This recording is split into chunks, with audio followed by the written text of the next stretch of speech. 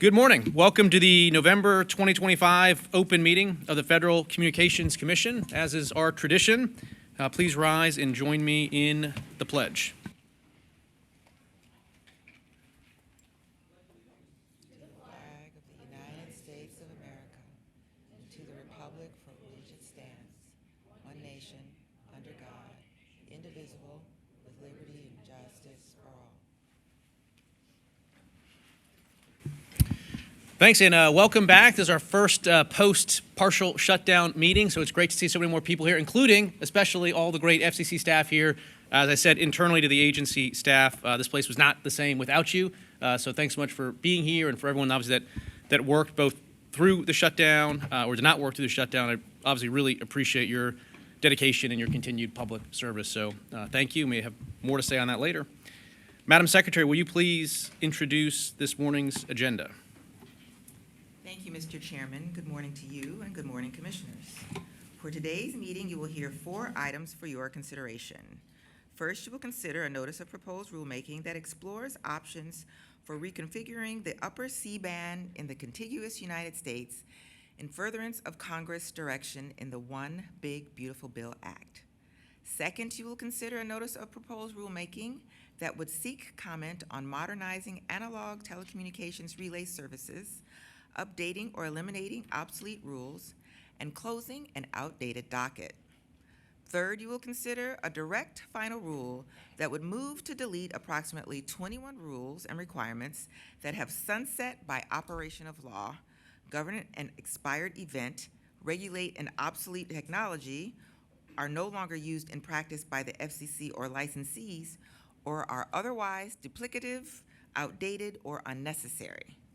Fourth, you will consider an order on reconsideration that advances an agile and collaborative approach to protecting the nation from cyber attacks by rescinding an unlawful and ineffective January 2025 declaratory ruling and notice of proposed rulemaking. This is your agenda for today. Today's first item is titled Freeing Up Large Swath of Upper C-Band Frequencies and will be presented by the Wireless Telecommunications Bureau. Joel Taubenblatt, Bureau Chief, will give the introduction. Thank you, Madam Secretary. Chief Taubenblatt, I'm very excited about this item, so thanks ahead of time to the team. Please proceed. Thank you. Good morning, Mr. Chairman, and good morning, Commissioners. The Wireless Telecommunications Bureau is pleased to present for your consideration a draft notice of proposed rulemaking that would continue the Commission's efforts to free up as much as 180 megahertz of spectrum in the 3.98 to 4.2 gigahertz upper C-band, consistent with congressional directive and the One Big Beautiful Bill Act. I'd like to thank the WTB team for their hard work on the item, as well as our colleagues from OEA, OET, OGC, and the Space Bureau, as well as other bureaus and offices. With me at the table this morning are Susan Moore, Deputy Chief of the Wireless Bureau, and Andrew McCardell, Attorney Advisor in the Mobility Division of the Bureau, and Andrew will present the item. Good morning, Mr. Chairman, and good morning, Commissioners. The 3.7 to 4.2 gigahertz band, or C-band, is a prime band for many enhanced spectrum-based services due to its desirable coverage, capacity, and propagation characteristics. In 2020, the Commission successfully repurposed the lower portion of the C-band for flexible use in the contiguous United States, which brought 5G to many communities, including rural, remote, and underserved areas. Earlier this year, the Commission issued a notice of inquiry to begin a formal conversation on how to expand on this success to potentially facilitate more intensive use of the upper C-band. Subsequently, Congress passed and President Trump signed the One Big Beautiful Bill Act, which directed the Commission to complete a system of competitive bidding for at least 100 megahertz in the upper C-band by July 4th, 2027. In furtherance of Congress's direction, this draft NPRM proposes to expand the ecosystem for next-generation wireless services in the C-band by making as much as 180 and at least 100 megahertz of the upper C-band available for terrestrial wireless flexible use via a system of competitive bidding. To that end, the draft NPRM seeks comment on how much upper C-band spectrum beyond the minimum 100 megahertz required by the OBBB Act could be repurposed by incumbent fixed satellite service space station operators, and on how the transition could be effectuated if their existing customers relocate out of the C-band. The draft NPRM also proposes as a baseline to apply the existing 3.7 gigahertz service rules to any newly authorized terrestrial wireless operations, and seeks comment on potential changes to that approach. In addition, the NPRM proposes that any other rules and requirements, including those relating to the transition process, would be modeled to the greatest extent possible on those that applied to the lower C-band transition. The NPRM also seeks comment on a variety of other issues that will be important elements of any upper C-band transition, including reallocation of the 4.0 to 4.2 gigahertz band, competitive bidding procedures for an eventual auction, licensing, operating, and technical rules for any new wireless services, practical and financial aspects of transitioning incumbent FSS operations, and ways to promote coexistence with adjacent band radio altimeters. The Bureau recommends adoption of this item and requests editorial privileges for technical and conforming edits. Thank you. Thank you. We'll now hear comments from the bench, starting with Commissioner Gomez. I'm pleased to see that this notice of proposed rulemaking reflects a critical practice of good policymaking. Ask balanced questions that address the concerns of stakeholders before making a final proposal. This practice is key in a proceeding like this one, where there are many stakeholder interests at stake. As we've seen in the past, failure to address concerns during the first C-band transition led to coordination and consensus challenges that cost time and money. As I said during the notice of inquiry, by asking questions early, we move toward consensus and effectiveness in spectrum management that benefit consumers. I'd like to thank the Office of the Chairman for working with me on edits. I'm particularly pleased to see a question about a tribal licensing window. I believe that a tribal licensing window can occur concurrently with an auction in the upper C-band because the tools that we would utilize to facilitate it have already been created at the Commission, and it would involve only a discrete number of licenses that would become available to an identified set of tribal nations. Absent a tribal licensing window, tribal lands become part of a larger licensed service area and often are the last areas to see service, if at all. But with a tribal licensing window, the tribal nations get access to a license limited to the boundaries of their tribal lands, which allows them to begin providing connectivity to residents rather than being forced to wait for a carrier to develop a business case to do so. I'm also glad to see that we included a question about alternative approaches to facilitate access to portions of the band or geographic areas that are not ultimately assigned or used. I'm partial to market-based solutions like user lease to counter the problem of fallow spectrum. I think this question opens a helpful conversation about the tools that the Commission can employ to maximize spectrum use. I look forward to seeing the record develop in this proceeding and hearing from all stakeholders on the proposals that we present today.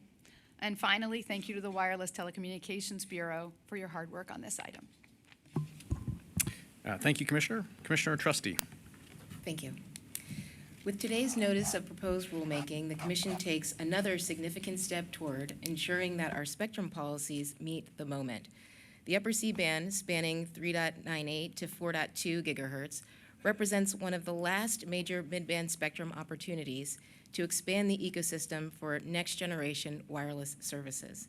Consistent with Congress's direction in the One Big Beautiful Bill Act, we are moving to make at least 100 megahertz and potentially up to 180 megahertz of this band available for flexible use through a system of competitive bidding. This proceeding builds squarely on the success of the auction from before 3.7 to 3.98 gigahertz transition. By proposing to model our technical, licensing, and transition frameworks on those proven rules, we can expedite deployment while maintaining the certainty for incumbent satellite operations that have long relied on the spectrum for essential broadcast and communications services. As we explore these options, I appreciate the Commission's continued coordination with our federal partners, including the FAA and NTIA, to ensure coexistence with radio altimeters and other safety-critical systems in adjacent bands. Sound engineering and interagency collaboration are essential to maintaining both innovation and safety. With this proceeding, I welcome stakeholder input on how best to structure the auction and transition process to promote competition, efficient spectrum use, and investment in next-generation networks. Our collective goal must be to unlock new value in this band while ensuring continuity of service and safeguarding the public interest. As we chart the next chapter of mid-band spectrum policy, I look forward to building on the lessons learned from prior transitions and advancing a balanced, forward-looking framework that supports innovation, reliability, and safety for all. Thank you to the Wireless Telecommunications Bureau for your important work on this item. Thank you. Thank you, Commissioner. At my first commission meeting as chair, I said that we were all going to work together to restore U.S. leadership in wireless, that we needed to get back to freeing up spectrum and ensuring that Americans would benefit from the robust build-out and use of commercial airwaves. Since then, we've made freeing up spectrum one of the core pillars of the agency's Build America agenda, and we're seeing good results already. In the secondary markets, large swaths of spectrum are now moving into the hands of competitors that can put it to productive use quickly. Indeed, just this week, one carrier announced that it have already built out spectrum that they gained access to just a short time ago to over 23,000 cell sites in record time, boosting 5G speeds by up to 80%. We're full steam ahead on FCC auctions as well. Today's item is a prime example. We're now proposing to auction up to 180 megahertz in the upper C-band. Bringing this broad segment of mid-band spectrum to market will strengthen America's foundation for emerging 5G and 6G innovations while delivering new and affordable broadband services to communities across the country. But it's easy to forget how unlikely today's milestone once seemed just a short time ago. As late as last year, America remained stuck in what I called a spectrum malaise. The FCC's auction authority had lapsed for nearly 2 years. Federal band studies were either stalled or delayed. And there's no concrete plan to free up additional commercial spectrum. Fast forward a few months, and America is getting back on track. Back at that very first commission meeting earlier this year, we voted to start a proceeding to examine opportunities for more intensive use of the upper C-band. Then the White House initiated a 10-week spectrum sprint to study ways we could free up hundreds of megahertz of spectrum. And President Trump has leaned in, making it clear that getting results on these issues is a top priority for the administration. Combined, these actions generated fresh enthusiasm and ultimately paved the way for the spectrum provisions in the One Big Beautiful Bill spearheaded by Senator Cruz. Those provisions restored the FCC's auction authority and established a real spectrum pipeline, one with hard deadlines, clearing targets, and candidate bands.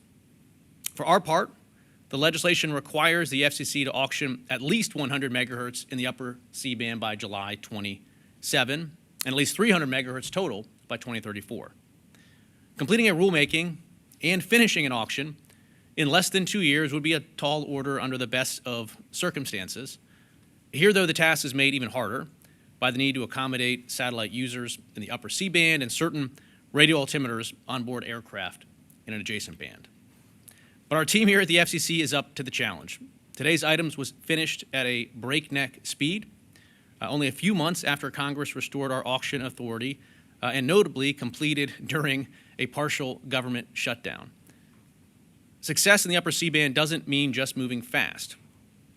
The lightning speed with which the FCC must act requires seamless interagency coordination as well, especially with our federal partners at the FAA and NTIA. It also requires extensive cooperation and information sharing between wireless and aviation sectors. We've been working hard with all those stakeholders, and I'm pleased with the collaboration we've been seeing to date. Of course, we're far from mission accomplished. Looking ahead, federal agencies and industry stakeholders alike must stay focused so consumers win from innovation in the upper C-band as quickly as possible. That means delivering on a timely auction and a timely transition as well. We must continue to focus on efficiency and execution.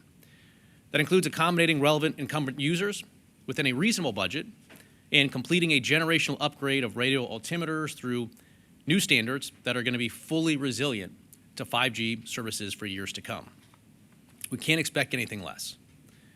In doing so, we can replicate the success of our prior work in the lower C-band, which is one reason that consumers have been benefiting from falling prices, especially for in-home broadband services delivered over 5G networks. I'm confident we're going to do it again. Again, my special thanks to the entire team that worked on this, again, including during the shutdown to keep us on schedule.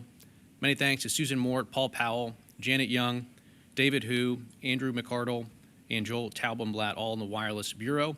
And I also want to give a special thanks as well to our federal partners at FAA and NTIA for their collaboration on these issues.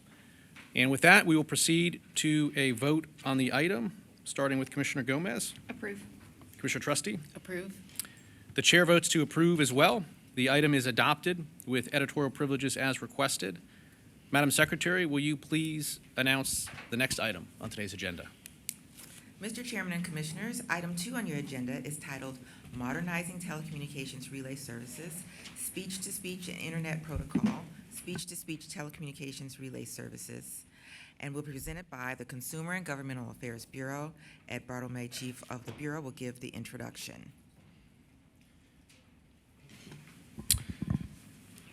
Thank you, Madam Secretary. Chief, when you're ready, please proceed. Good morning, Mr. Chairman and Commissioners. Today, the Consumer and Governmental Affairs Bureau presents a notice of proposed rulemaking for your consideration that proposes to modernize analog telecommunications relay services. I would like to thank the Consumer and Governmental Affairs Bureau staff for their hard work on this item, and I would also like to thank the Office of Economics and Analytics, the Office of the General Counsel, the Office of the Managing Director, and the Office of Communications Business Opportunities for their contributions to this item. Joining me today at the table are Lisa Wilson Edwards, CGB's Acting Deputy Bureau Chief, Michael Scott, a Deputy Chief in the Disability Rights Office, and Joshua Mendelson, an Attorney Advisor in the Disability Rights Office. Josh will present the item. Thank you, Ed, and good morning, Mr. Chairman and Commissioners. I am pleased to present this draft notice of proposed rulemaking. This item before you would propose to modernize the Commission's rules governing analog telecommunications relay services, otherwise known as TRS. Services that more than 3 decades ago were revolutionary in enabling people with disabilities to communicate by telephone. But what was once cutting edge is now showing its age. As the broader telecommunications ecosystem has transitioned to digital and internet-based networks, usage of analog TRS has declined to the point where some of these services could be considered obsolete. By initiating this proceeding, the Commission would take an important step toward aligning our TRS rules with today's communications environment and ensuring that relay services continue to meet the needs of people with disabilities in the 21st century.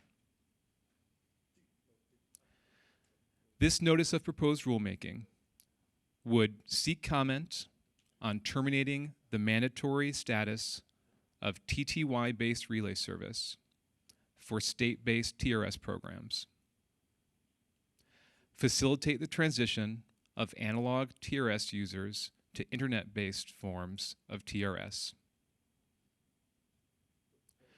propose and seek comment on recognizing Internet Protocol Speech-to-Speech Relay, or IPSTS, as a compensable form of TRS. Explore certifying a national analog relay provider. And finally, seek comment on streamlining TRS provider certification and data collection processes, and closing out an outdated docket. The notice also identifies unnecessary and outdated rules and compliance burdens that can be removed while maintaining effective, accessible, and sustainable relay services. The Bureau recommends adoption of the item and requests editorial privileges for technical and conforming edits. Thank you. Thank you. We will now hear comments from the bench, starting with Commissioner Gomez. The importance of communication to our daily lives is hard to overstate. While many of us can and do vigorously debate the dangers of spending too much time on our phones that are never very far from our hands, we cannot lose sight of the vital role that phones play in navigating daily life, maintaining connections with our family and friends, and receiving critical public safety information. In 1990, the Americans with Disabilities Act was transformational, and its requirements opened the floodgates of technological innovation from which so many of us benefit every day. In particular, the requirement to provide telecommunications relay service and the establishment of the Telecommunications Relay Fund to support this service created a system that provides persons who are deaf, hard of hearing, deafblind, or have speech disabilities the right to communicate by telephone in a manner that is functionally equivalent to services used by people without such disabilities. It is clear from the engagement from stakeholders on the draft notice of proposed rulemaking that it is timely to consider rule changes that align with technological changes over the past 35 years. As we undertake this necessary task, however, we cannot lose sight of our responsibility to ensure we bring the entire deaf, hard of hearing, deafblind, and speech disability communities forward with us. We must remember that modern IP-based services are only available to people that have connectivity. The digital divide is real and includes both the availability and affordability of services. We must also carefully consider functional equivalency and the ability of consumers to access and use the technology. A large segment of the community these services are intended to benefit ages into it, which means these services are new to them at older ages, where learning new technologies can bring unique challenges. I want to thank the chairman for including my requested edits in the MPRM and the Bureau staff for their excellent work on this complex item. I look forward to seeing the record develop. Thank you, Commissioner. Commissioner Trusty. Thank you. The Commission has been working to speed the transition to modern IP networks through a series of proceedings this year. As I explained at last month's Commission meeting, the true goals of the IP transition are to deliver significant benefits for consumers. This item advances those goals by helping to ensure that all Americans, including people with disabilities, truly benefit from that transition. For many years, the FCC's Telecommunications Relay Service Program has incorporated IP-based services. The TRS Fund supports several internet-based forms of relay services. But more work remains to ensure these services continue to be effective and accessible. Building on a coalition of accessibility advocates' recommendations, this item identifies ways that analog forms of TRS fall short of what consumers need on advanced networks for communications to and from people with hearing and speech disabilities, and considers how best to respond. The item also explores how the Commission, state TRS programs, and other stakeholders can enable a smooth transition to existing forms of internet-based TRS and potentially new services. The goal is not merely to maintain the capabilities of analog forms of TRS, but to enable users of those services to benefit from the improved capabilities unlocked by advanced communications networks. And the NPRM evaluates additional ways our TRS rules might need to be updated for new technologies and marketplace realities to ensure we faithfully carry out our responsibilities under Section 225 of the Communications Act. TRS involves a wide array of users and use cases, and I welcome detailed comments from all stakeholders to make sure those interests are accounted for as we move forward. I thank the Coalition of Accessibility Advocates for calling attention to these issues, and I thank the Consumer and Governmental Affairs Bureau for its excellent work on this important issue. Thank you. Thank you, Commissioners. Modernization is a cornerstone of the agency's Build America agenda. One way we advance this goal is by taking a first principles approach to the agency's work. With today's item, we apply this approach to accessibility. This year marks the 35th anniversary of the Americans with Disabilities Act. The FCC plays a key role in implementing and enforcing the ADA requirements, including for the provision of TRS. And in the end, TRS facilitates calls for hundreds of thousands of Americans every year. But a lot has changed over the last 35 years. Accessibility technology looks very different today, and older technologies like the teletypewriter or TTY have seen a steep decline in use due to the availability of newer, accessible technologies that operate on modern IP-based networks. That's why it's time for the FCC to modernize TRS while also ensuring that relay services remain effective and sustainable for Americans with disabilities. Today, we propose to terminate the mandatory status of TTY relay for state-based TRS programs and seek comment on ways to transition current analog TRS users to better modern technologies. We also propose to eliminate or modify outdated rules that no longer reflect reality. So I look forward to a robust record as it develops in this proceeding. For all their great work on the item, I'd like to thank Ed Bartholomew, Lisa Wilson-Edwards, Joshua Mendelson, and Michael Scott from the Consumer and Governmental Affairs Bureau, as well as staff from OGC, the Economics and Analytics Office, Managing Director, and the Communications Business Opportunities Office. Thank you all, and with that, we will proceed to a vote on the item, starting with Commissioner Gomez. Approve. Commissioner Trustee? Approve. The chair votes to approve as well.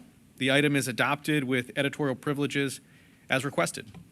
Madam Secretary, would you please announce the next item on today's agenda? Mr. Chairman and Commissioners, item 3 on your agenda is titled Delete, Delete, Delete, and will be presented by the Public Safety and Homeland Security Bureau. Zenji Nakazawa, Chief of the Bureau, will give the introduction. Good morning, Mr. Chair. Good morning, Mr. Chairman and Commissioners. The Public Safety and Homeland Security Bureau is pleased to present for your consideration a 5th direct final rule that would repeal certain public safety and homeland security regulations that have been identified as obsolete, outdated, or unnecessary. Seated at the table with me is John Evanoff, Chief of the Policy and Licensing Division, who will present the direct final rule. John. Thank you, Chief Nakazawa. Good morning, Mr. Chairman and Commissioners. Today, we present the Public Safety and Homeland Security Bureau's direct final rule, which represents the latest step in the Commission's delete proceeding.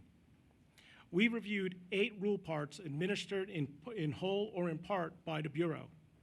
We identified 21 rules totaling 2,927 words, approximately 7 pages of the Code of Federal Regulations that no longer serve the public interest.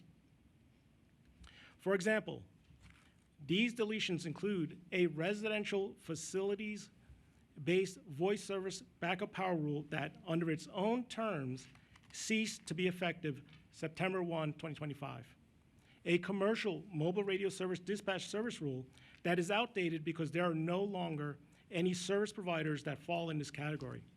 A rule that describes voluntary procedures for participating in the emergency alert system, which need not be reflected in regulations because they do not create binding obligations for any entity. And a rule describing the Emergency Response Interoperability Center within the Bureau, which was rendered unnecessary by the statutory creation of FirstNet in 2012. The process for implementing this direct final rule will be consistent with earlier actions in this proceeding. The Bureau recommends adoption of this direct final rule and requests editorial privileges for technical and conforming edits. Thank you. Thank you for the presentation. We'll now hear comments from the bench, starting with Commissioner Gomez.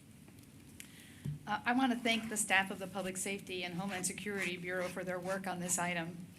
However, as I've expressed before, I am sincerely concerned about the direct final rule process the Commission has been using to eliminate rules. Substantive rules adopted by the Commission pursuant to notice and comment should not be eliminated without the same due process.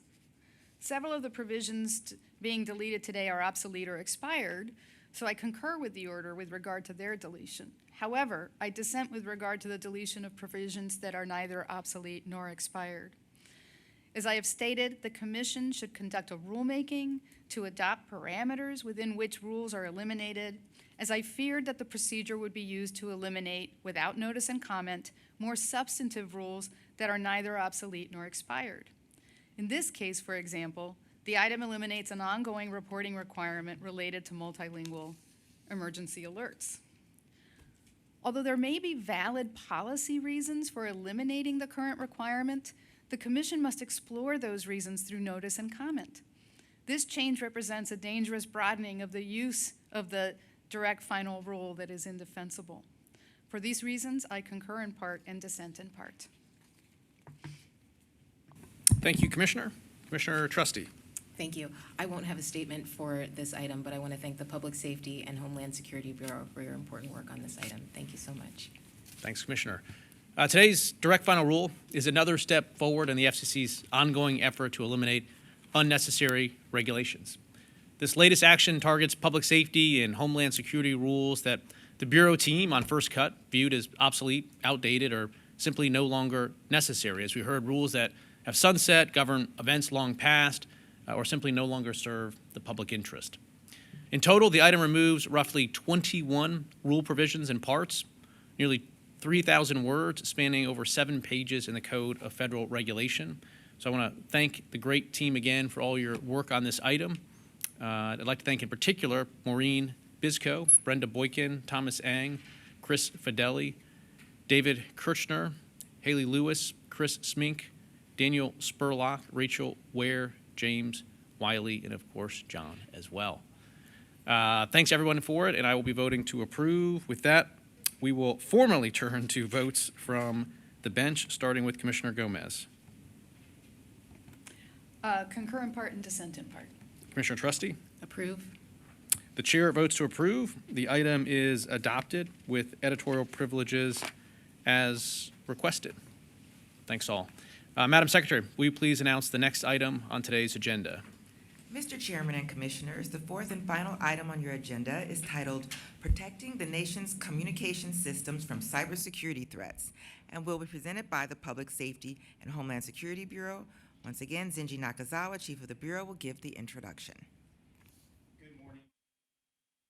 The Public Safety and Homeland Security Bureau is pleased to present for your consideration an order on reconsideration that would rescind the January 16, 2025 cybersecurity declaratory ruling and withdraw the accompanying notice of proposed rulemaking.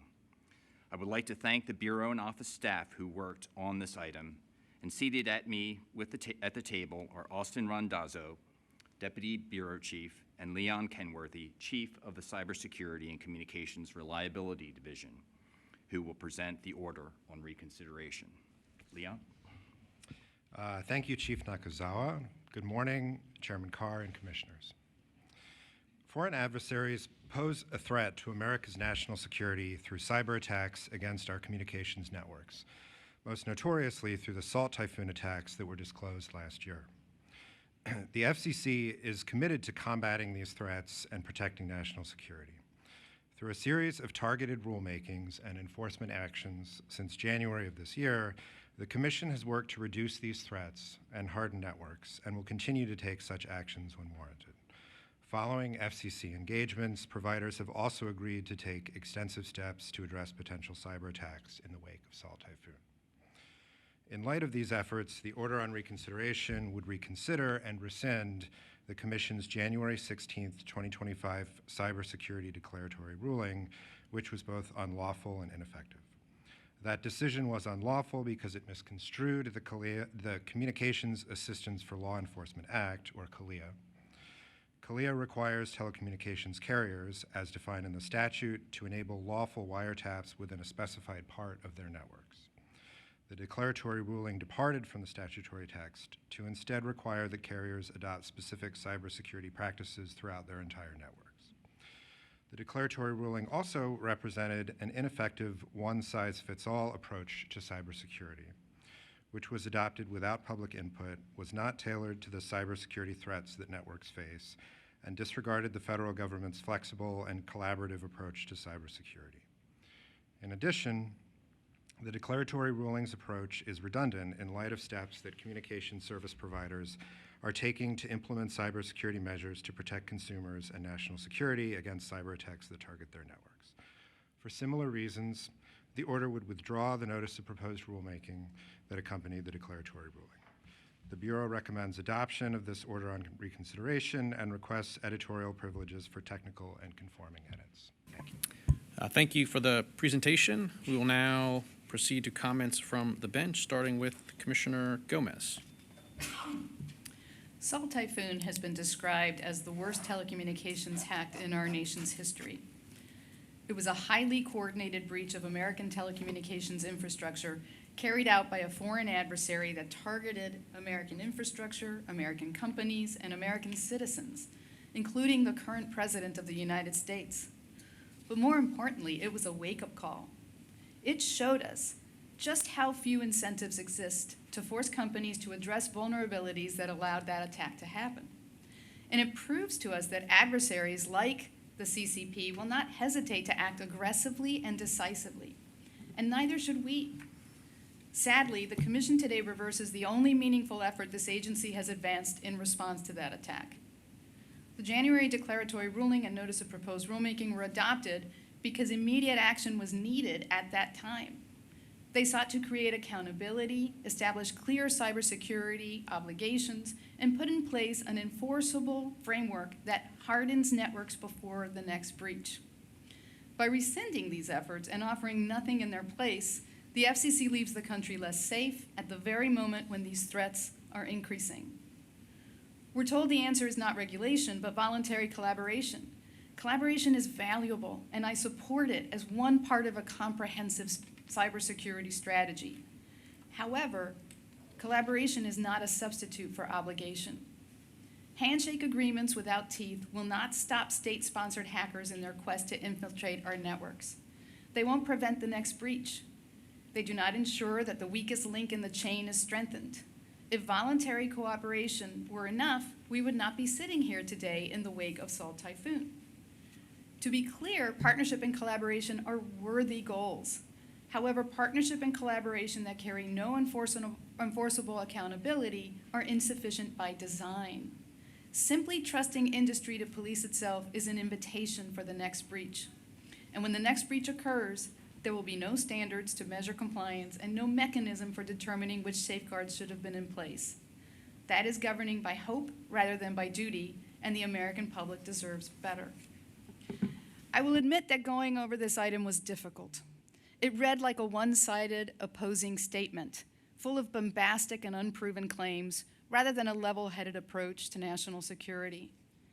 But I found it curious that in it the FCC lists cybersecurity requirements that carriers already face under securities law, under state law, and in unrelated FCC rulemakings. To me, that list proves 2 points. First, this agency already accepts that requirements are sometimes necessary. Second, those requirements did not address the vulnerabilities that Salt Typhoon exploited.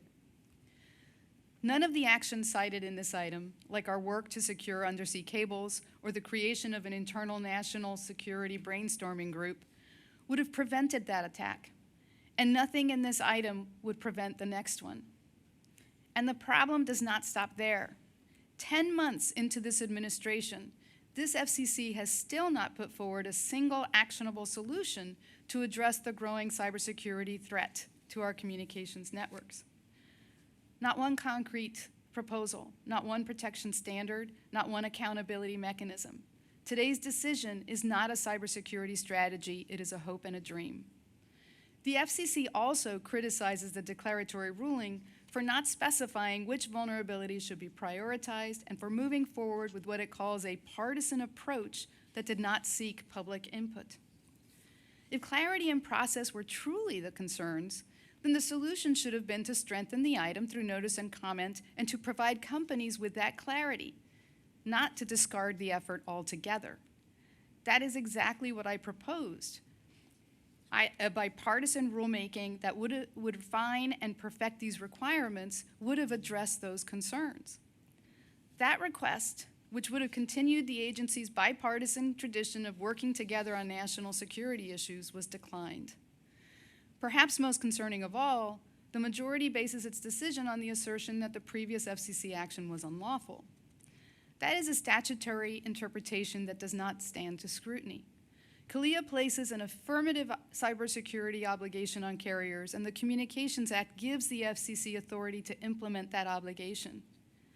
In fact, I have noticed that many of the things the other side agrees with tend to be simply labeled as unlawful. Our recently upheld data breach notification rules are one clear example. You may disagree with the policy choice, but that disagreement does not erase the statutory authority. And I worry that this capricious attempt to label this tool as unlawful will hamstring this agency when it is inevitably called upon to respond to the next hack. But rather than prepare the agency for that scenario, the Commission instead places its blind faith in a new collaborative approach. Yet this FCC does not explain what the approach is, what objectives it will pursue, what milestones it will track, or how the public will know whether it has succeeded. We are told that this internal council will help facilitate coordination, but the item does not describe how the council will translate its work into concrete steps to protect our telecommunications networks. This country cannot wait for slow and cooperative process that may never materialize. That choice carries serious consequences. This FCC today is leaving Americans less protected than they were the day this breach was discovered. Salt Typhoon will not be the last attempt to infiltrate our networks, and without immediate action, it will not be the last successful one. History will remember whether we chose to act in the face of clear and imminent danger. The best time to do that was yesterday. The second best time is now. With that said, I want to acknowledge the work of the Bureau on this item. Thank you, Commissioner. And Commissioner Trusty. Thank you. The Commission's responsibility to protect our nation's communications networks from foreign adversaries and other bad actors is one of our most important and urgent duties. The recent Salt Typhoon attacks underscore that our adversaries are sophisticated, well-resourced, and persistent, and that we must be equally strategic and agile in our response. I support today's order on reconsideration because it course corrects and restores the Commission's focus on effective, collaborative, and legally sound action to strengthen network security.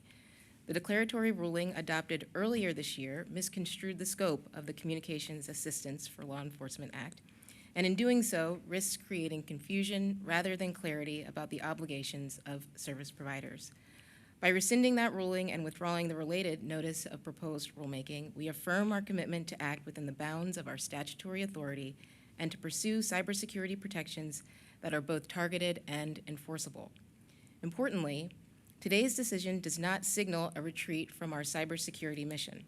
On the contrary, it reflects a recognition that one of the most effective defenses against foreign threats comes from a dynamic partnership between the federal government and the private sector. Over the past several months, providers have stepped up with meaningful measures to harden their networks, and the Commission will continue to hold them accountable through ongoing monitoring, enforcement, and future rulemakings where appropriate. Cybersecurity is not a one-time task. It is a continuous effort that demands vigilance, innovation, and collaboration. I look forward to continuing to work with my colleagues, our federal partners, Congress, and industry to secure America's communication systems and safeguard the public trust. Thank you to the Public Safety and Homeland Security Bureau for your work on this item. As the U.S. intelligence community has explained, Salt Typhoon, a China-sponsored, advanced, persistent threat group, infiltrated at least 8 U.S. communications companies as part of a massive espionage campaign that affected dozens of countries. But Salt Typhoon was just the latest example in a decades-long history of foreign adversaries launching cyber attacks against our communications networks for both espionage and potential sabotage purposes. In light of these ongoing risks, the U.S. government, and the FCC in particular, must act. But doing anything, just so we can say that we did something, is not the answer. The FCC must take actions that are both lawful and effective. We've been doing exactly that at the FCC this year. When I started as chairman, one of the first actions I took was to stand up a new Council on National Security, a body staffed with experts that coordinate both within the FCC and across the intelligence community. We've withdrawn recognition from bad labs from our equipment authorization program for the first time. We've closed longstanding loopholes in our equipment security rules. We've adopted new security measures for submarine cables. And earlier this month, the FCC delegation traveled to London for a convening of Five Eyes telecom regulators to further our coordination on network security issues. We've taken many more actions as well, but relevant to today's vote, the FCC has worked directly with carriers who have agreed to make extensive, coordinated efforts to harden their networks against a range of cyber intrusions. These have included accelerating patching of outdated or vulnerable equipment, updating and reviewing access controls, disabling unnecessary outbound connections, improving their threat hunting efforts, and increasing cybersecurity information sharing. All of these actions have been well within the FCC's legal authority and are helping to mitigate network vulnerabilities. In contrast, the declaratory ruling that we would consider today was neither lawful nor effective. It was unlawful because the FCC purported to read a statute that required telecom carriers to allow lawful wiretaps within a certain portion of their network as a provision that required carriers to adopt specific network management practices in every portion of their network. It was ineffective because it would neither responded to the nature of the relevant cybersecurity threats, nor was it consistent with the agile and collaborative approach to cybersecurity that has proven successful. Indeed, when the prior commission hastily rushed this item out the door just days before the presidential transition, I said the following at the time: not one official in the intelligence community has encouraged me to vote in favor of this FCC action. In fact, I was told that this type of FCC regulatory action at this moment would be counterproductive and deter the productive collaboration that is necessary today. Let me just reemphasize that. Biden-era cyber officials said at the time that the FCC's decision wouldn't just be merely ineffective, it would be counterproductive. But that gave way to wanting to say that we were doing something after the fact. For these reasons, the Commission votes today to reverse that rushed and 11th hour approach to cybersecurity. In its place, we will continue our work to strengthen and harden the nation's communications networks and infrastructure. So for all their great work on today's item, I want to thank the team that worked hard on it: Austin Randazzo, Leon Kenworthy, Scott Bubalis, Josh Garrett, James Graves, Doug Klein, Hallie Laws, Zoe Lee, and of course, Chief as well. And with that, we will proceed to a vote on the item, starting with Commissioner Gomez.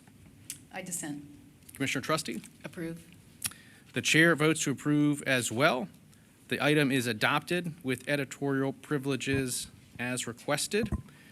At this point, would any of my colleagues like to make any announcements before we adjourn? I'll start with Commissioner Gomez. Nothing. Commissioner Trusty? Okay, I do have a couple.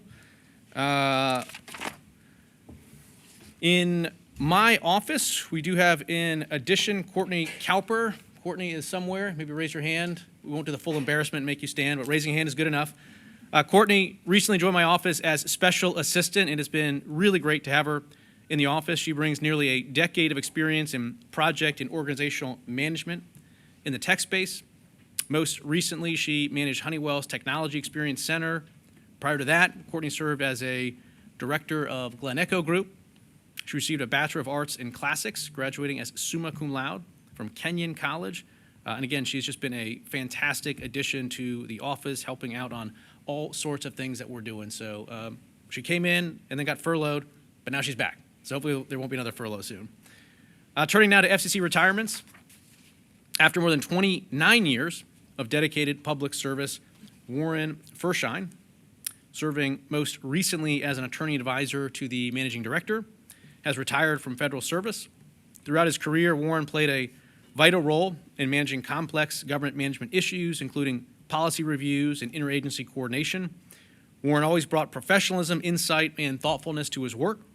His colleagues deeply appreciate his contributions and wish him the very best in his well-earned retirement. Alan Hill, the FCC's Chief Information Officer, with prior federal service of 9 years, both at the Department of Education and at the GSA, as well as 20 years of military service in the Air Force. He has officially retired from the federal government. During his tenure at the FCC, he led the FCC's IT modernization efforts, and he had a deep commitment to public service. His colleagues across the commission are grateful for the leadership he's shown, and we, of course, wish him all the best in his future endeavors. Veronica Etheridge, a telecom compliance and mediation specialist in CGB's Consumer Policy Division, is retiring after 38 years of federal service. She plans to do a lot of golfing, I'm told, hiking, traveling, spending time with her grandsons, and serving more in her church. Sounds like a pretty good way to spend retirement right there. Finally, with some sad news, the passing away of an FC colleague. It's with deep sadness that we announce the passing of Rosalind Bailey. Rosalind's dedication and spirit left a real lasting impact on all that worked with her in her over 33 years of service at the FCC. In fact, she first started at the agency as a high school student through the FCC's partnership with Northwestern High School, and spent her entire 33-year career here at the agency, so she will be profoundly missed. And with that, we are coming to the close of the meeting. Madam Secretary, before you announce the next date for the Commission's meeting, we will soon be coming out with the 2026 open meeting date calendar. It's not as anticipated as the NFL schedule, but if you do have some office pools, this is your last time to sort of bet on when Commission meeting dates will be. Now, Madam Secretary, will you announce the known next date for the Commission's monthly meeting? The next agenda meeting of the Federal Communications Commission is Thursday, December 18th, 2025. Great. Until then, we stand adjourned.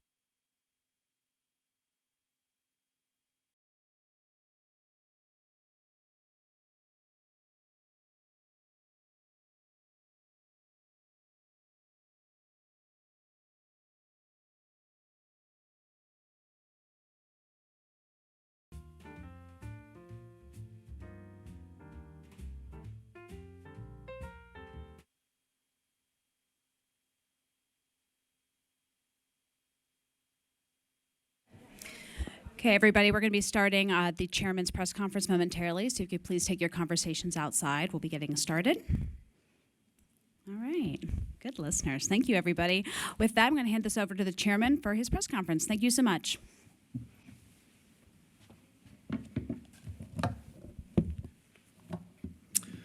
All right, great to see everybody again after a long 43-day shutdown.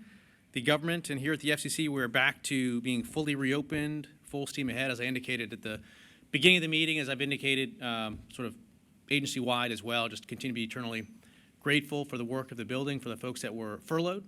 I know that brought a lot of difficulty to people, and hopefully we don't have to go through that again. For the folks that were here working, oftentimes without pay, obviously want to thank them again for their public service. And again, hopefully we don't go through that, but we were able to keep the train's running for the most part during the shutdown, which was good.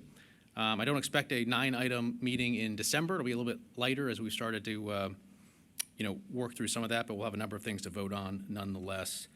As we've gone through the reopening process, obviously we sort of provided some additional guidance out there in terms of filing deadlines. We've been bringing our systems back online. Obviously, anytime you shut down multiple systems for 40-plus days, there's going to be a bit of a process reopening them, so we're doing that. And I think as of now, at least, all the systems are stable. We can only imagine there's a big rush of filings once things open back up, more so than what the systems would normally be used to, but we are working through all of that.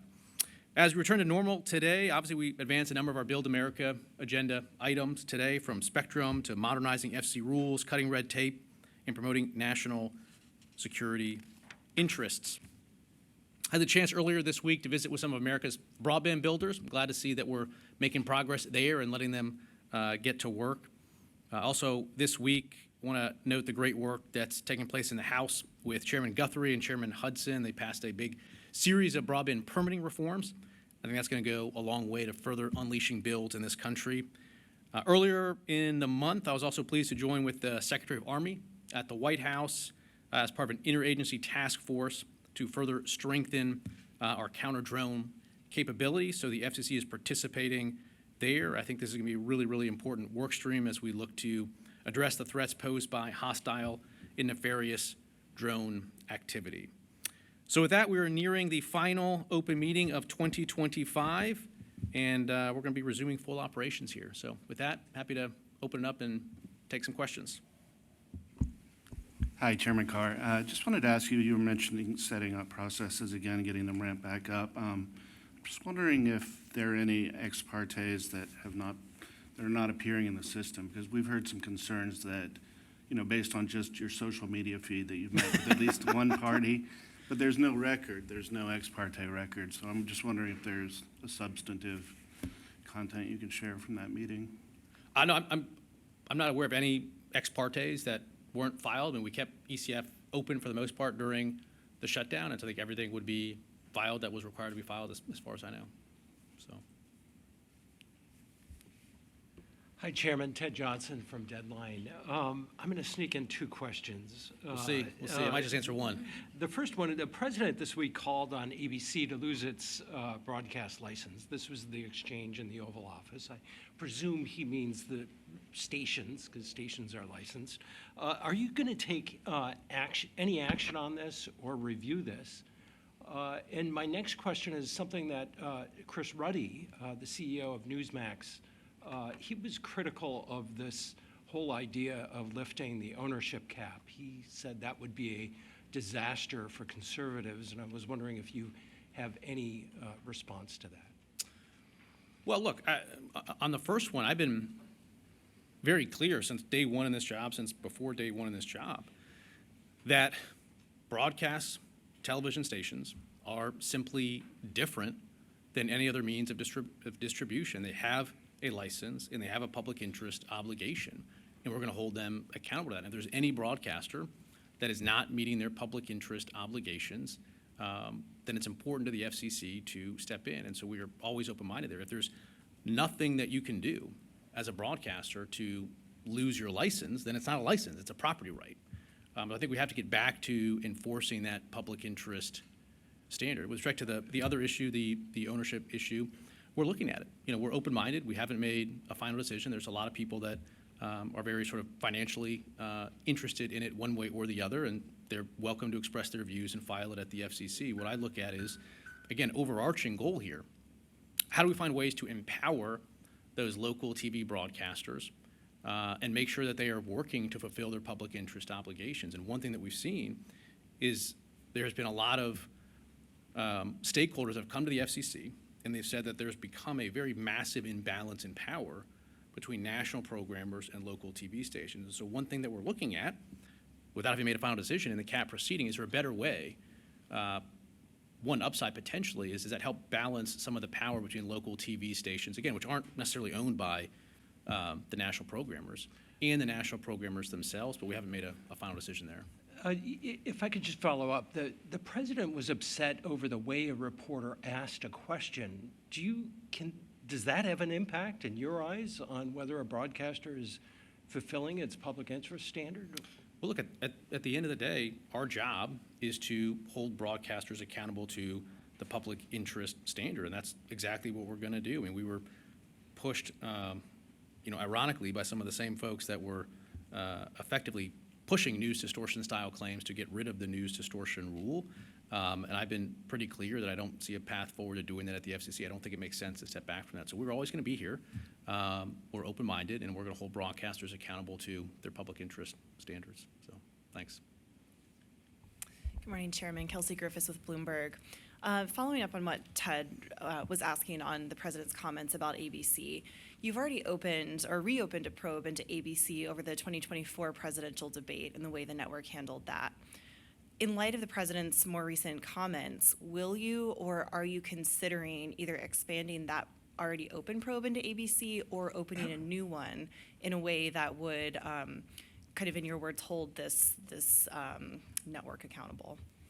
Well, no news to break on that. I mean, one of the things that we did do earlier this week is we had the Media Bureau seek public input on the relationship between local broadcasters and all national programmers, including ABC, CBS, NBC, all of them.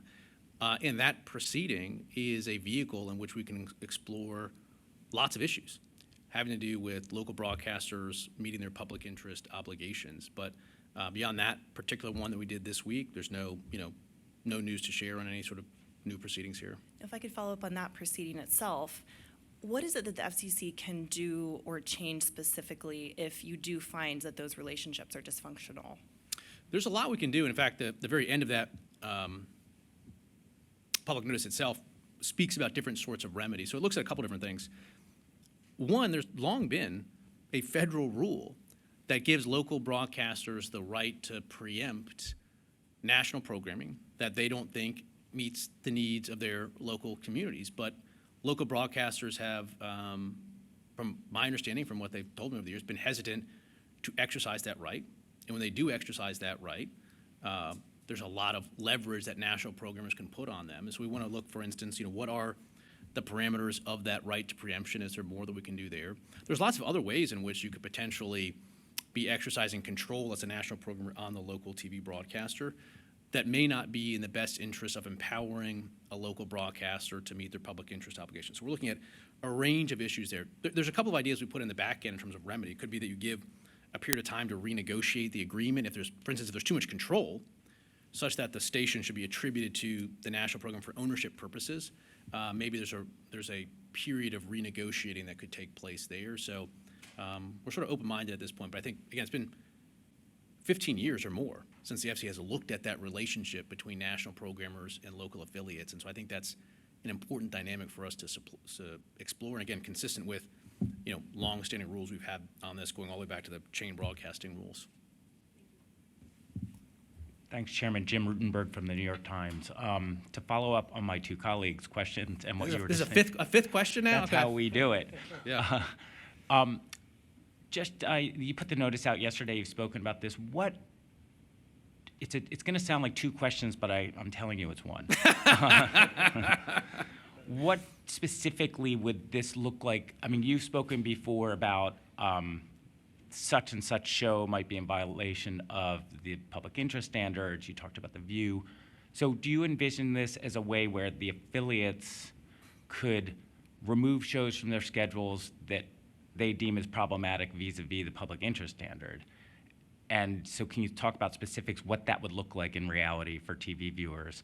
And then secondarily, I'm wondering, the public interest standards, as you've spoken about them a lot over recent months, when you look back at some of the old cases, when one does, you see that the standards are applied in very specific ways. And courts have asked that the FCC really define what it means, that if it was enforced one way in the past, if it's going to be enforced in a different way going forward, that the FCC notices, make sure everyone's on notice. So if affiliates are going to potentially, under the changes you're considering, want to get rid of preempt programming based on concerns about the public interest standard, will the public interest standard also be redefined by you as chairman so that people will understand what that means going forward? Well, look, I do think there's been a long-standing body of case law developed over decades as to what the public interest standard means. I sort of think there's less confusion about that than there has been about whether the FCC is going to enforce a standard at all. Again, I think if you go back the last 10 or 20 years, the FCC has effectively, in my view, said broadcast potentially should be treated by the agency the same as cable, the same as podcast, the same as the person on the street. And again, there's no public interest standard there. I understand as a regulatory matter, you could say, well, let's regulate down across all these mediums. But the fact is that's not what the law requires. And so we're trying to reinvigorate the FCC's enforcement of public interest. This particular proceeding could go lots of ways. Potentially could go in a direction of local TV stations feeling more empowered to preempt more program. Maybe it's local news. Maybe it's a local sporting event. But part of the public interest standard is identifying and meeting the needs of a local community, the community of license. And so there's lots of different ways that this particular proceeding could go. But some of this stuff isn't that old. And you go back to, I think it was last year, the FCC issued a notice of proposed rulemaking dealing with broadcasters, and they said in there, in that document, that they thought that the FCC's law applied when broadcasters were airing programming that was misleading or deceptive. And that was a citation that the past FCC used in their decisional document. So some of this may be reaching back a little bit, but I think that's important to reinvigorate.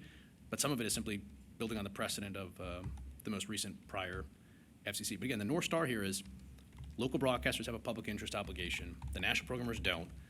And it's the local broadcast TV stations that have to be responsible for the content that they air. To the extent that they become merely, a pass-through appendage of a national program, that's not the system that the Congress or the FCC put in place. Again, that's the North Star, and we're open if that's potentially where things go on the cap. We're open if that's where things go here in this particular review, but this relationship is one that I think is worthwhile taking a look at for the first time in 15 years. Thank you. And just what was the rulemaking or proposed rulemaking you were referring to, just so I can? There's one from the fall of last year that had to do with AI disclosures in broadcast TV. There were citations in that document back to the 1960s FCC case law. You can look at that document that the FCC voted out then, which provided their new gloss on those old standards, and it's that new gloss adopted by the last FCC that we're continuing to apply today. Right, thanks. Howard Muskie, Communications Daily. I only have one question, but it has 13 components. I wanted to, really, in all seriousness, I just wanted to ask you, I'm going to shift gears because I'm not a media reporter. I wanted to shift gears. So you get 3 questions now. It's not media, you get 3. We've got to balance it out. Well, thank you. Yeah. Now, on Spectrum, let's talk Spectrum a little bit. There's one of the, basically there's been a lot of anxiety and a lot of filings and a lot of stuff that's being put out there about the CBRS band and the future of the CBRS, and that's both the rules and whether it will be used for some purpose other than the current 3-tiered sharing system.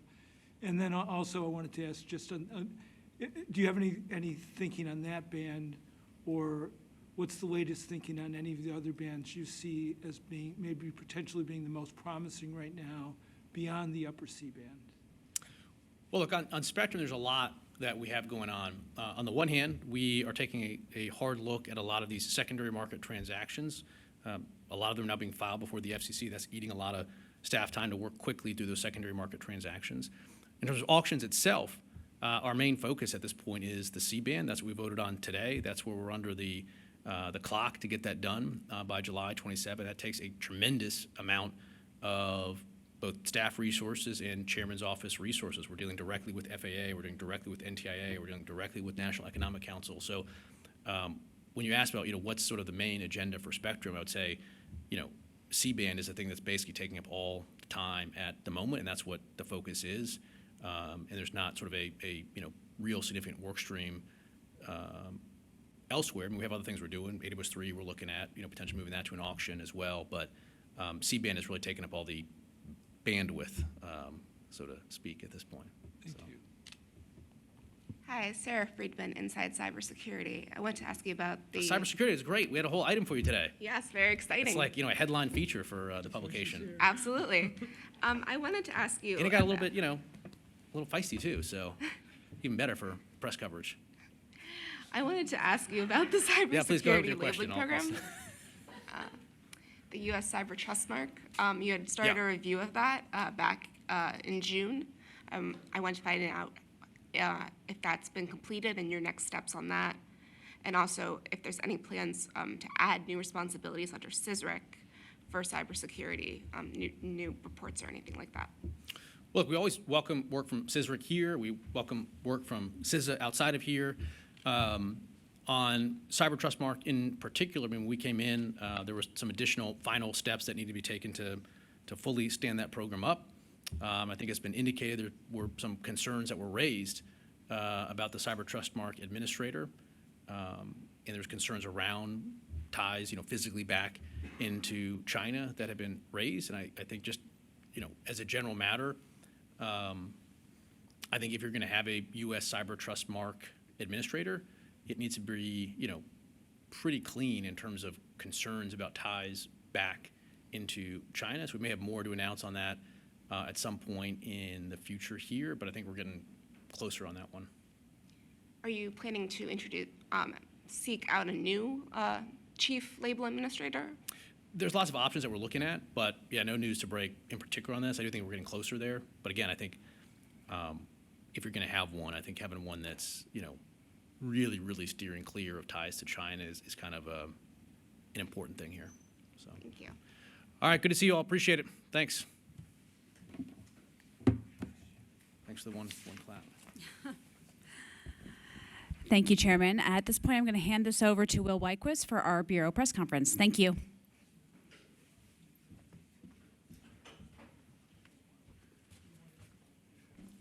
Thank you, Katie and Mr. Chairman. So as Katie said, we're going to do the Bureau press conference now. As you know, we're going to take questions on the items that were adopted today specifically. So I'm going to go through them in order. And if you have any questions, we'll call up the, Howard's already ready. We'll call up the respective bureaus. So the first one is Wireless Bureau on the C-band auction. Howard, I assume you have something, or? Okay. I just put in a standing reservation. Okay. All right. Everybody should be standing by because Howard is going to have a question for every bureau. So Zenji, start getting ready, I'm not promising a good question, but, then. we got a little bit of stuff about changes to the C-band item, especially on the tribal licensing, or the tribal reserve, but tribal window. Can you give us any color or anything else on, what changes there occurred between the draft and the final NPRM? Yeah, so Commissioner Gomez referred to a few of them. We added a question about a tribal licensing window. We also added a question about access to unused or unassigned spectrum and ways to sort of incentivize build out to certain areas. And then we added, I think, a few other questions based on ex partes that came in over the last couple of weeks, just to make sure that we kind of round out the record on all of the issues. But no, sort of major new things. Are you caught up enough now that the timing for release will be about what it's been in the past, like the next couple days or so, probably? Timing of release of the item, Yeah. you said? Yeah, I mean, I think we're expecting that to be in the next day or so, right? Yeah. Thank you. Thank you, Howard. Any other questions on this item? Oh, sorry. Thank you. Okay, thanks, Will. Next up, the TRS modernization item for CGB. Ed and team, join us.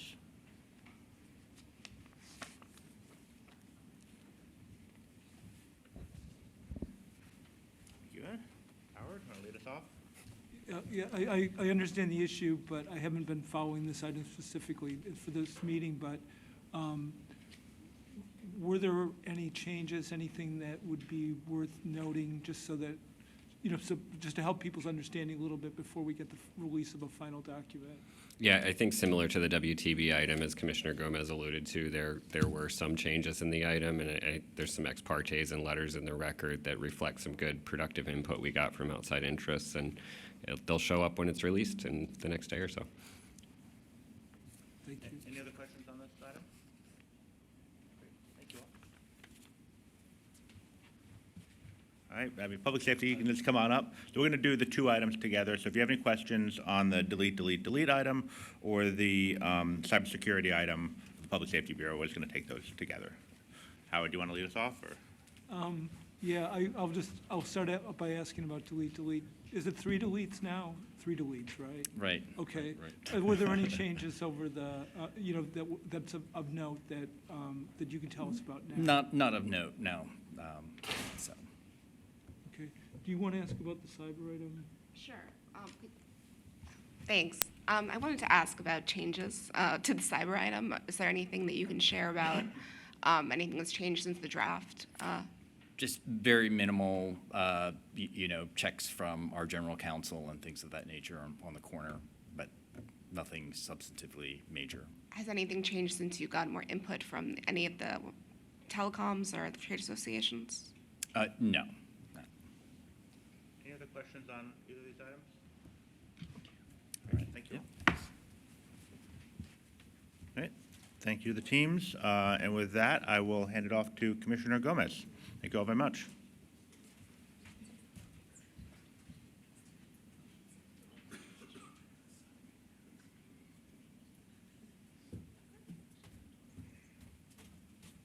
Hello.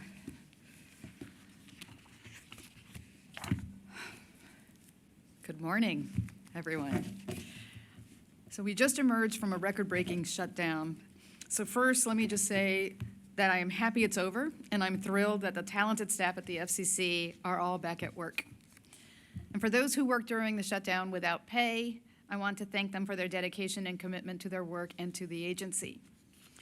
A lot happened under the shadows of the shutdown. During the last meeting, the FCC ushered in a shameful rollback of congressionally mandated push to lower the cost of communications for the families and the loved ones of those in prison. And today we saw a unilateral disarmament of a regulatory agency in the face of unrelenting threats from foreign adversaries like the Chinese Communist Party as they seek to hack into our communication networks and break our cyber defenses. Excuse me. All of that is concerning enough, but the one theme that has remained consistent since the beginning of this administration is the FCC's role in enabling a growing and pervasive campaign to censor speech and to control the media. Earlier this week, we saw this administration once again call for this agency to revoke the non-existent license that a major network does not have simply because they did not like the tone of a question a reporter asked. This follows calls for yet another comedian who is a critic of this administration to be censored by this agency, just as they tried to do with Jimmy Kimmel.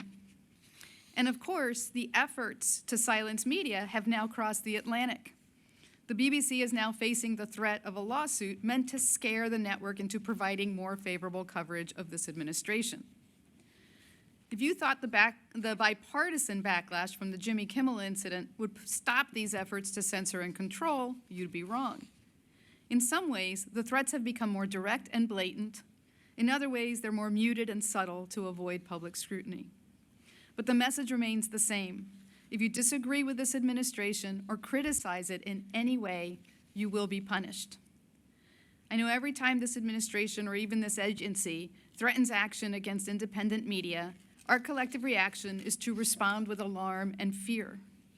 But I am here to remind you that while the FCC is a powerful regulatory agency, that power does not exist without limits. And the strongest guardrail we have against these censorship threats is the First Amendment. Not a single action the FCC has taken so far to try to silence government critics has carried much weight behind it. Aside from the ability to make things difficult for those we regulate, this FCC is powerless to truly retaliate against a news network. National networks do not have broadcast licenses. The stations they own do, but none of these licenses is up for renewal anytime soon.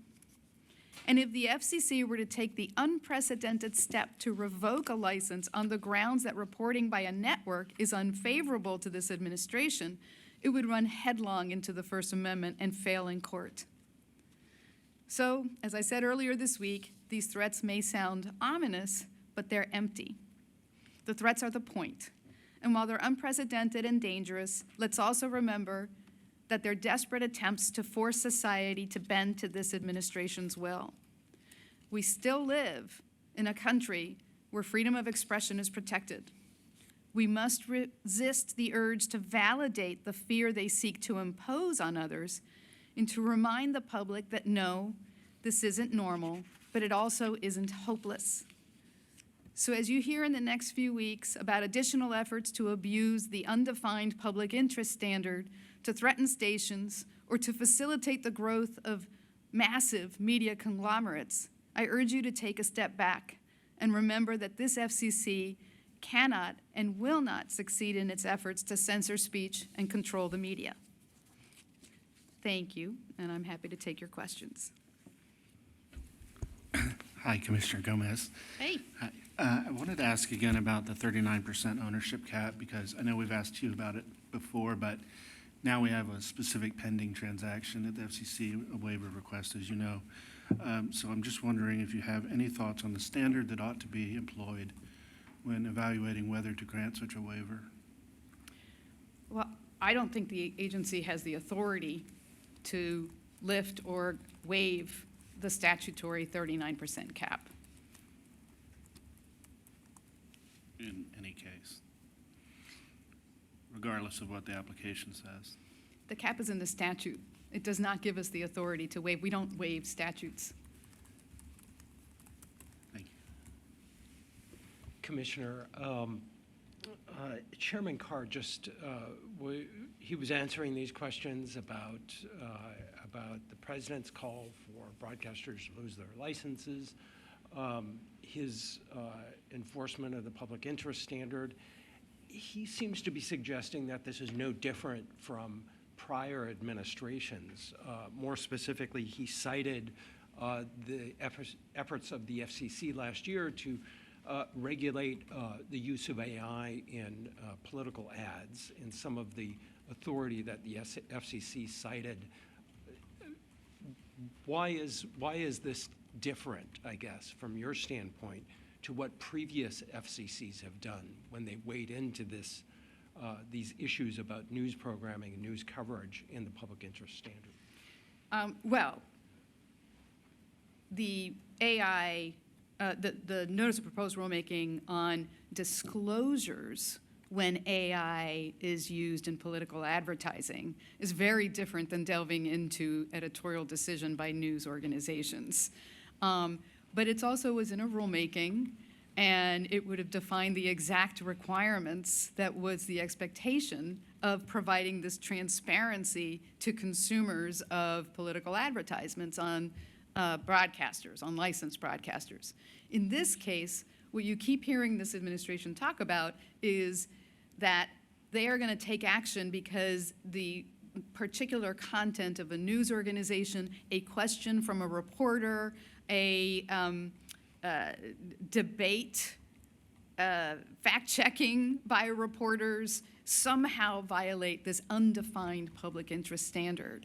That is not, the public interest standard is not a weapon to retaliate for the way that the news organizations report on this administration in a way that they don't like. We must, if we're going to actually take action, particularly revoke licenses, which is the ultimate action that you can take against a broadcaster, you are killing a broadcaster, then it is our obligation to define what we mean about meeting that public interest standard. Simply saying that you are not meeting your obligation to serve your local community, and therefore you're violating the public interest standard, is not enough. Our First Amendment really does protect against censorship, and what this FCC is doing is censorship. Thank you. Hi, Commissioner. Jim Rutenberg from the New York Times. Thank you.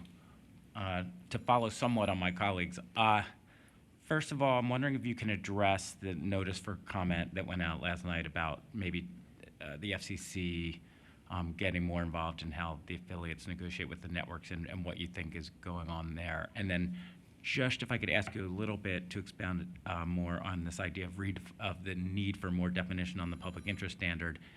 As it's written now and been applied now, do you think that when Chairman Carr talks about it, and certainly when President Trump talks about it, does it fit with past precedent, the things that they talk about doing in terms of revocation? Right.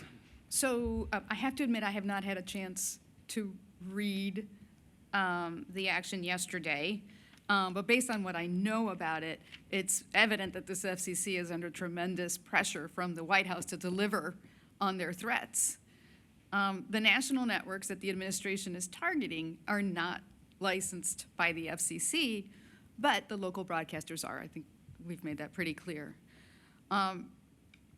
Ultimately, it is doubtful that meddling in the private negotiations between large networks and massive media conglomerates actually serves the public interest.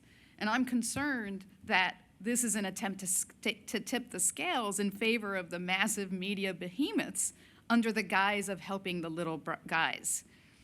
Ultimately, the FCC has a very limited role here. That will not change no matter how many times the FCC uses the words public interest. And I forgot your second question. Well, just on that, when you talk about the behemoths, who do you have in mind? So whenever we talk about local broadcasters, we're really talking about the corporate owners of the local broadcasters. So we're talking about billion-dollar companies that own these local broadcasters. And what I think is happening here, again, I haven't read the public notice or whatever it was that we issued, is they're trying to tip the scales in the negotiating power, because what we saw when Disney brought Jimmy Kimmel back on the air was these massive corporations then preempt Jimmy Kimmel in order to curry favor with this administration because they did not like Jimmy Kimmel's content. I think that's what's at play here. I don't believe that it's really in order to protect small local broadcasters.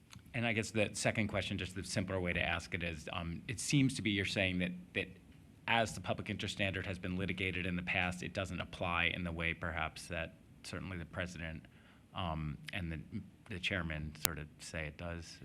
The public interest is, when we look at the public interest traditionally, we look at three things. One is competition, right? We want to promote competition. The next is localism, and that means serving your local communities. And the third is always, why do I always forget what the third is?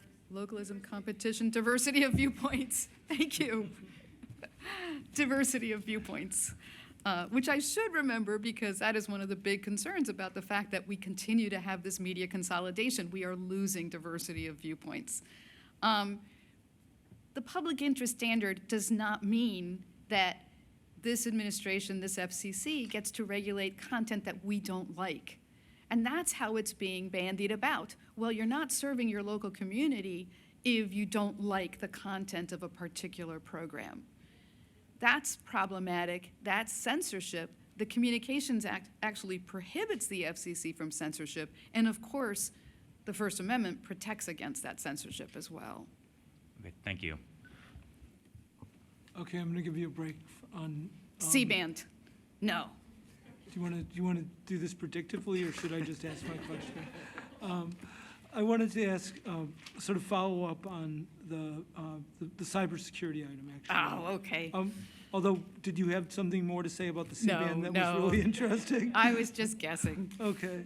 One of the things that, people were saying yesterday was that the chairman could have, there was that August decision by the Sixth Circuit, which seemed to provide a little more wiggle room than perhaps to regulate things like this kind of data. And I'm just wondering, did you have discussions about possibly just asking those questions in a notice as opposed to coming in with a declaratory ruling? I'm just wondering what was the discussion on that, and did you get any? I offered to do a notice of proposed rulemaking to seek comment on our general authority, to seek comment on all of these issues, because as the item is written, it's very critical of the fact that the commission acted without seeking notice and comment.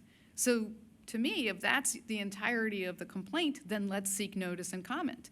But that was declined. Okay. And then I was asked by another one of reporters to ask you about Who? What's that? Who? Oh, and Com Daily? Yeah, Com Daily Okay. reporter, not anybody at this table. Okay. But I was asked to ask you about President Trump has a draft AI preemption, as far as with BEAD funding, and that's another kind of greatest hits package number on the greatest, but the AI thing. What are your thoughts on that? Is that anything that you've been thinking about or concerned about? So generally, it's amazing how this administration just wants to give corporations everything they want, no questions asked. I think our authority, because this is really the FCC that we we're talking about is dubious at best when it comes to preempting states on AI laws and regulations. And I think that it's a stretch to say that because telecom companies use AI in operating their networks, that somehow gives us jurisdiction to preempt states. Do we have authority to preempt state actions on power? Do we have authority to preempt state actions on employment practices? So I'm just dubious of our authority to take action in whatever this EO is going to require us to do. And then one final quick thing, I'd ask the chairman about CBRS, and you've seen there's been a lot of filings being made. There's a lot of noise around that issue. My sense is that industry, the people who are CBRS proponents are very concerned about that. Do you share their concerns? I mean, so where do you think this is right now? So I think CBRS was a very interesting way to share spectrum. And it's been a success. And it's been an interesting success because I think people were really not convinced that it was going to work. And we saw a lot of companies create very innovative business plans to directly compete against the national companies on provision of internet services. And so my concern is that we not throw that out. We have to acknowledge that it's an important resource for direct competitors of other ISPs. So I don't have a proposal before me on CBRS. I haven't seen one. It seems like the chairman is really focused on C-band right now. But if something comes before me, I will be concerned about what this does to the competitive ecosystem in our country. Thank you.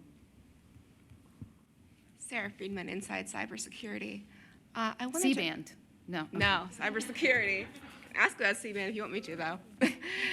I wanted to ask about your statement yesterday and what you were talking about today about how the commission hasn't really done anything on cybersecurity. Is there anything that you think could be part of a rulemaking or upcoming proceeding? And I also wanted to ask about the U.S. Cyber Trust Mark. Are you supportive of that program, and what are you thinking in terms of next steps? So Cyber Trust Mark, I am supportive of the Cyber Trust Mark. I think the Cyber Trust Mark was and is a very interesting market-driven program that's really light on regulation or any regulation at all. It's administered independently and it's overseen by us, and I think it's a really good industry-led effort to ensure that consumers can see if they're buying equipment from companies that have good cyber hygiene practices. I don't know why we paused. I take that back.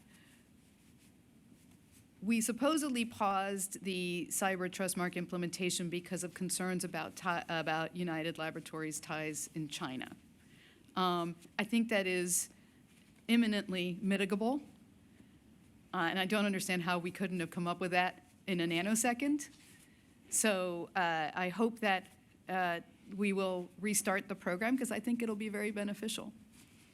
And I just think it's a really good example of a public-private partnership. And that is the kind of thing that I would like to see go forward. In terms of a notice of proposed rulemaking, I don't know if there's one in the works. I don't understand why we couldn't have a notice of proposed rulemaking in this very item, that it was simply an item to abolish what was done earlier this year, because I think that we should ask these questions. So I hope that we will. Thank you. On the United Laboratories thing, I thought that they filed a letter that explained everything. That's why I'm not sure if I understand why that's still. I know you're not the right person to ask, but that was one thing that. Emoji thing that you can do with your. Yeah, they did file a letter. I don't know. So yeah, you'll have to ask the powers that be that aren't me. Thank you. Okay. Thanks, guys.